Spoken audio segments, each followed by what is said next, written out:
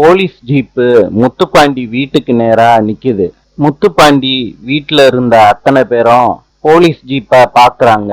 Inspector இறங்கி வர்றாரு முத்துப்பாண்டி வீட்டுக்குள்ள. முத்துப்பாண்டி இன்ஸ்பெக்டரை பார்த்து என்ன விஷயம்னு கேக்குறாரு. இன்ஸ்பெக்டர் சொல்றாரு, ராமசாமி ஆக்சிடென்ட் கேஸ்ல ஹாசினிய அரெஸ்ட் பண்ண வந்திருக்கேன். எல்லாரும் ஷாக் ஆறாங்க. தீரஜ் கேக்குறாரு, யாரு சார் கம்ப்ளைண்ட் கொடுத்தது? தாரணி சொல்றாங்க, நான் தான் கம்ப்ளைண்ட் கொடுத்தேன். வீட்டுல உள்ள எல்லாரும் இந்த விஷயத்த கேட்டதும் அதிர்ச்சி ஆறாங்க. தாரிணி சொல்றாங்க, ஹாசினிய நீங்க வேணா எல்லாரும் மன்னிச்சு ஏத்துக்கலாம், ஆனா நான் மன்னிச்சு ஏத்துக்க மாட்டேன். தாரணி ஹாசினிக்கு கைவிலங்க மாட்டுறாங்க. ரங்கநாயகி ரொம்ப சந்தோஷமாயிடுறாங்க. முத்துப்பாண்டி சொல்றாரு, தாரணி நான் சொல்றத கேளுமா, வேண்டாமா?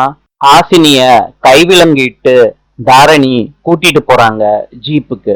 ஊரு ஜனங்கள்லாம் கூடி நின்னு பாக்குறாங்க.